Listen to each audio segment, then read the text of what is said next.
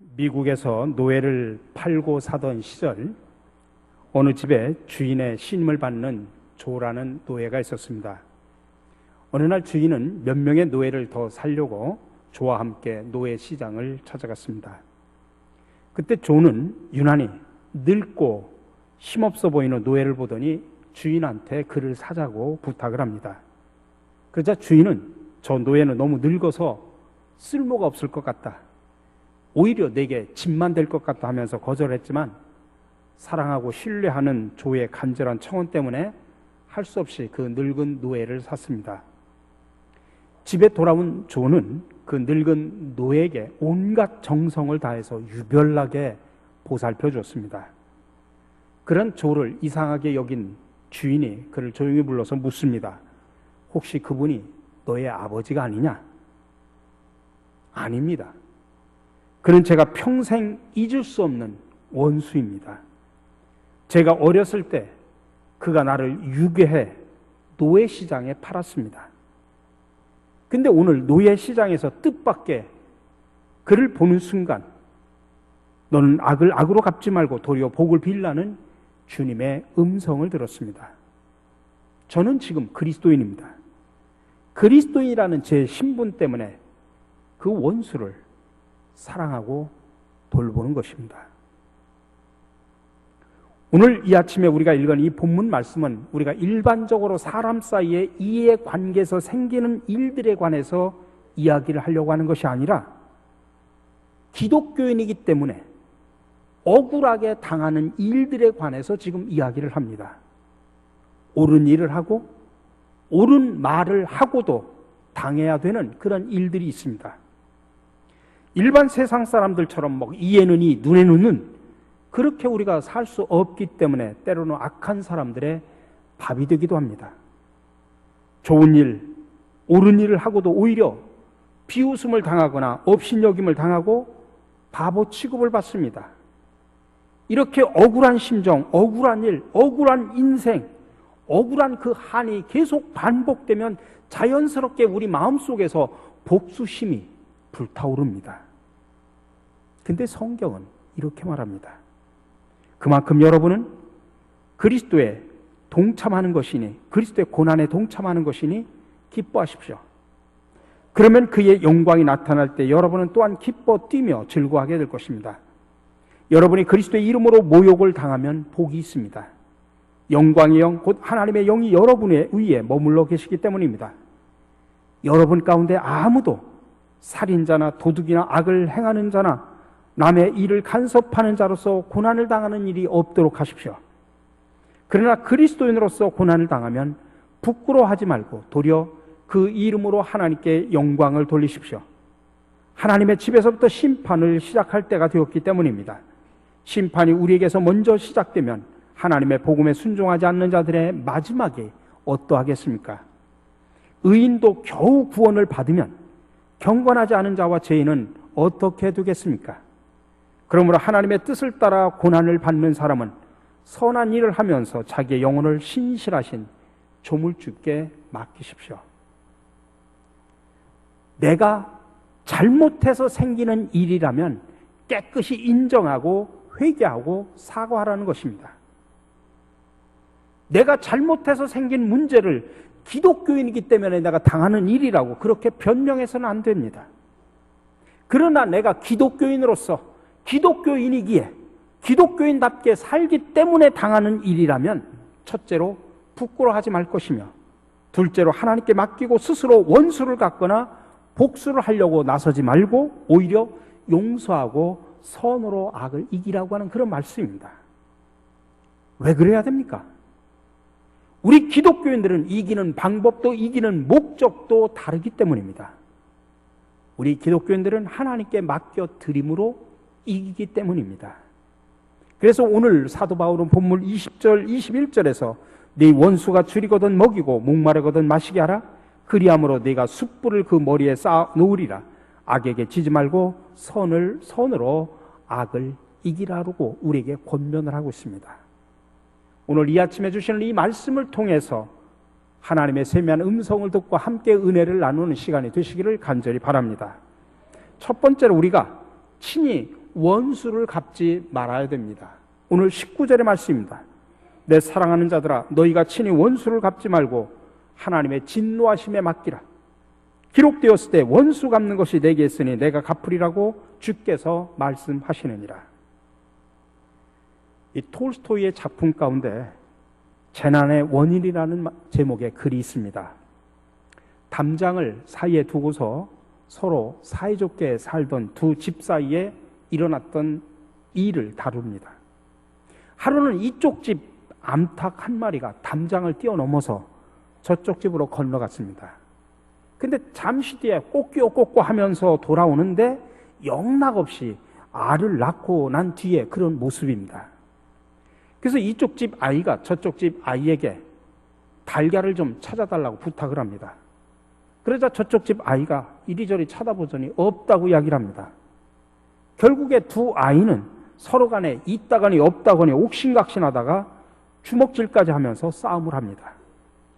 그 모습을 바라보던 두 어머니들이 가세를 합니다. 머리끄댕이를 잡아당기면서 막 격렬하게 싸웁니다. 나중에는 아버지를 또 합세를 합니다. 두 집이 아주 크게 싸웠습니다. 근데 힘이 모자란 이쪽 집 아버지가 너무나 화가 나서 그 분을 삭히지 못해가지고 저쪽 집에다가 불을 질러버렸습니다. 한동안 그 집에 불길이 활활 타오르다가 바람이 휙 돌아버리더니 이쪽 집으로 불이 옮겨 붙어버렸습니다. 결과적으로 두 집 모두가 불타버렸습니다. 복수라는 것이 그렇다는 것입니다. 원하는 또 다른 원한을 낳게 마련입니다. 그래서 예수님은 이렇게 말씀하셨습니다. 칼을 가지는 자는 다 칼로 망하느니라. 우리 속담에도 그런 속담이 있습니다. 남의 눈에 눈물 내면 제 눈에는 피눈물 난다. 악순환이 계속되는 것입니다. 원수를 갚는다고 해서 문제가 해결되는 것이 아닙니다. 여러분, 살아가시면서 내가 기독교인으로서 진리의 길을 걸어가다가 여러분 속상하고 억울한 일을 당하셨습니까? 그때는 어떻게 해야 됩니까? 너희가 친히 원수를 갚지 말고 하나님의 진노하심에 맡기라는 이 말씀을 명심하시기 바랍니다. 하나님의 의로우신 판단에 맡기라는 이야기입니다.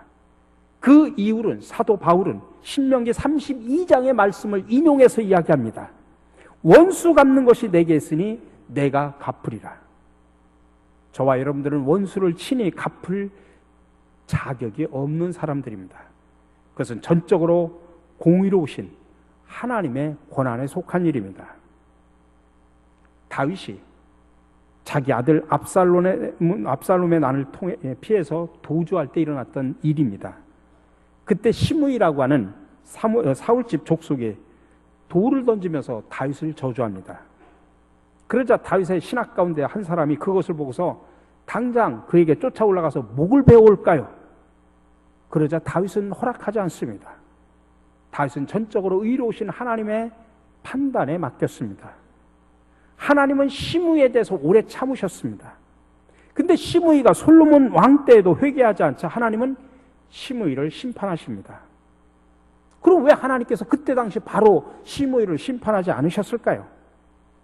하나님은 공평하시기 때문입니다. 여러분, 하나님은 못난 저와 여러분들을 위해서 지금까지 참아오셨다는 사실을 명심하시기 바랍니다. 그렇다면 다른 사람에 대해서도, 비록 우리에게 어떤 악행을 행한 사람에 대해서도 오래 참으셔야 공평하지 않으십니까? 그러므로 여러분, 억울하고 속상한 일을 당했다고 할지라도 우리가 친히 원수를 갚아서는 안 됩니다. 하나님의 진노하심에 맡겨야 됩니다. 하나님께서 오래 참으시는 동안에 그 사람이 회개하면 아마 나에게 와서 무릎 꿇고 용서를 빌 것입니다. 그러나 그가 끝까지 회개하지 않는다면 시므이를 심판하신 하나님은 그 사람을 분명히 심판하실 것입니다. 그러나 우리에게는 친히 원수를 갚을 권한이 없습니다. 의로우신 하나님께 모든 것을 맡기시기 바랍니다. 하나님께서, 공의로우신 하나님께서 분명히 갚아 주실 것을 믿으시기 바랍니다.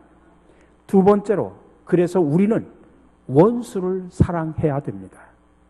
오늘 20절의 말씀입니다. 네 원수가 줄이거든 먹이고 목마르거든 마시게 하라.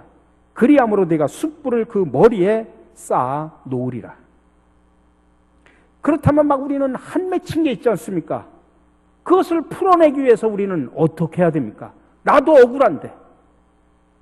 오늘 사사로이 원수를 갚는 것이 아니라 원수에게 사랑과 친절을 오히려 베풀라는 이야기입니다.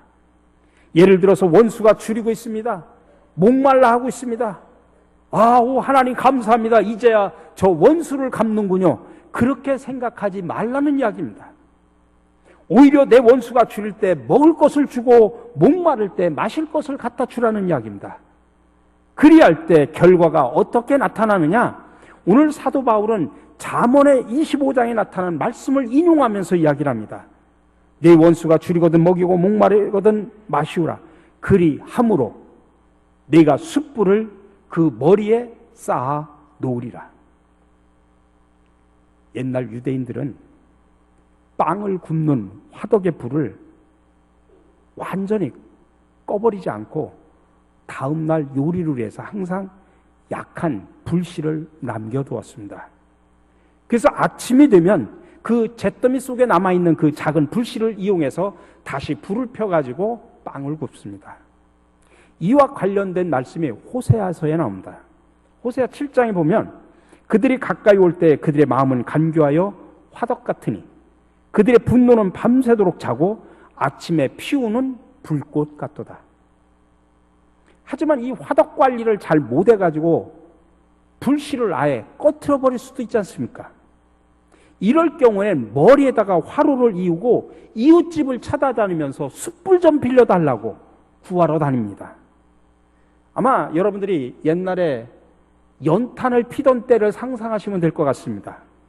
지금이야 뭐 여러 가지 가스나 기름 보일러가 보편화되었습니다만은 옛날에 연탄불을 사용할 때 주부는 연탄불을 꺼트려서는 안 되죠. 근데 만약에 연탄불이 완전히 꺼져버리면 연탄에 불을 붙이기 위해서 번개탄을 사다가 새로 지피든지 아니면 이웃집에 가서 연탄 불을 빌려와야 됐습니다. 내 원수가 줄이거든 먹이고 목마르거든 마시게 하라. 그리함으로 네가 숯불을 그 머리 위에 쌓아 놓으리라. 지금 원수가 화로를 머리에 이고 지금 숯불을 빌리러 온 것을 보면 실수로 화덕의 불씨를 완전히 꺼트린 겁니다. 근데 그 원수도 관계가 껄끄러우니 웬만해서는 내 집에는 숯불을 빌리러 찾아오지 않을 겁니다. 원수지간이니까. 그런데 우리 집까지 찾아왔다는 그 이야기는 그동안 찾아간 모든 이웃들로부터 거절을 당한 게 분명합니다. 그의 처지가 얼마나 절박했으면 평소에 원수지간인 우리 집까지 찾아와서 불씨를 빌려달라고 아쉬운 소리를 하겠습니까? 이 정도 상황쯤 되면 누구나 원수에게 결정타를 먹일 아주 좋은 찬스입니다. 나도 숯불을 빌려주지 않으면 그 원수는 빵을 구울 수 없고 기약 없이 가족들은 배를 골기 마련입니다. 하지만 하나님은 곤경에 처한 그 원수에게 어떻게 행동하라고 말씀하시느냐? 원수의 머리에다가 숯불을 쌓아 놓으라는 이야기입니다. 그래서 불씨를 주라는 이야기입니다. 즉 원수가 머리에 이고 온 그 화로에다가 숯불을 차곡차곡 쌓아주라고 하는 그런 명령입니다. 다시 말하면 하나님은 원수에게도 먹을 것과 마실 것을 주는 그런 사랑을 베풀라는 그런 이야기입니다. 지금 오늘 사도 바울이 이 이야기를 하는 이야기는 아주 분명합니다. 원수의 마음을 감동시키고 그를 변화시킬 수 있는 유일한 방법은 사랑밖에 없다는 그 이야기를 하는 것입니다. 여러분, 우리가 너무나 잘 알고 있는 사랑의 원자탄의 주인공인 손양원 목사님은 여수 반란 사건 때 사랑하는 두 아들을 잃었습니다. 근데 손양원 목사님은 자기 두 아들을 죽인 그 원수를 구명하다 못해서 그 학생을 자기의 양자로 삼겠다고 이리 뛰고 저리 뛰고 분주하게 뛰어다녔습니다. 그때 그 모습을 바라보던 손 목사님의 딸이 너무나 화가 나가지고 아버지한테 들이댔습니다. 아버지는 지금 죽은 그 오빠들의 원망 소리가 들리지 않습니까? 슬프디 슬픈 얼굴을 하고서 하늘에서 원수를 갚아달라고 부르짖는 오빠들의 음성들이 들리지 않습니까? 아버지처럼 그렇게 하지 않으면 예수를 못 믿는 겁니까? 그때 손양한 목사님은 자기의 딸들을 이렇게 타일렀다고 합니다. 얘야, 성경 말씀을 자세히 읽어봐라. 성경 말씀에는 분명히 원수를 사랑하라고 말씀하셨다. 그렇기 때문에 우리가 용서해 주는 것만 가지고는 안 된다. 그 학생을 살려주는 것만으로는 안 된다. 원수를 사랑하라고 말씀하셨으니 그 원수를 사랑하기 위해서 내가 그를 내 아들로 삼고자 하는 것이다. 여러분, 그래서 손양한 목사님은 자기의 두 아들을 죽인 그 원수 학생을 자기의 양자로 삼고 신학교를 보내고 자기의 대를 이어서 목사로 키웠습니다. 여러분, 하나님과 나와의 관계를 한번 생각해 보십시오. 우리는 죄로 인해서 하나님과 원수되었던 사람들입니다. 저와 여러분 모두는 죄로 인해서 하나님과 원수되었던 사람입니다. 이런 우리를, 이런 원수를 하나님은 어떻게 사랑하셨습니까? 어떻게 화목하셨습니까? 자기의 독생자 아들 예수 그리스도를 이 땅에 아낌없이 보냈습니다. 십자가에 못 박으셨습니다. 죽게 만드셨습니다. 그리고 하나님은 원수인 우리와 화목하셨습니다. 우리는 이 엄청난 사랑을 받고서 우리는 하나님의 자녀가 되는 축복을 받았습니다. 그렇다면 하나님의 자녀들인 우리들도 하나님의 사랑을 본받아서 원수를 사랑해야 되지 않습니까? 그럴 때 나와 너 사이에 막힌 모든 것이 절로 풀어지는 역사가 일어남을 믿으시기 바랍니다. 그래서 마지막으로 기독교의 진정한 승리가 무엇인가를 우리에게 가르쳐주고 있습니다. 21절 말씀, 우리 다 같이 한 목소리로 같이 읽습니다. 악에게 지지 말고 선으로 악을 이기라. 우리가 친히 원수를 갚지 않고 하나님께 맡기는 것이 내가 연약하기 때문에 그렇습니까? 원수가 줄일 때 먹이고 목마를 때 마시운다고 해서 내가 원수한테 지는 겁니까? 그렇지 않습니다. 이런 행동은 강한 자만 할 수 있는 것입니다. 이것이 바로 진정한 승리의 삶입니다. 손자병법에도 그런 말이 있지 않습니까? 100번 싸워서 100번 이기는 것보다 한 번도 싸우지 않고 이기는 것이 진정한 승리라는 것입니다. 오늘 본문 21절은 우리에게 두 가지 권면을 합니다. 소극적으로는 악에게 지지 말라는 이야기입니다. 그리고 적극적으로는 선으로 악을 이기라는 이야기입니다. 악에게 진다고 하는 것은 여러분 뭘 이야기합니까? 내가 친히 원수를 갚는 겁니다. 근데 여러분 한번 생각을 해보십시오. 내가 원수를 갚는다. 여러분 그게 쉽습니까?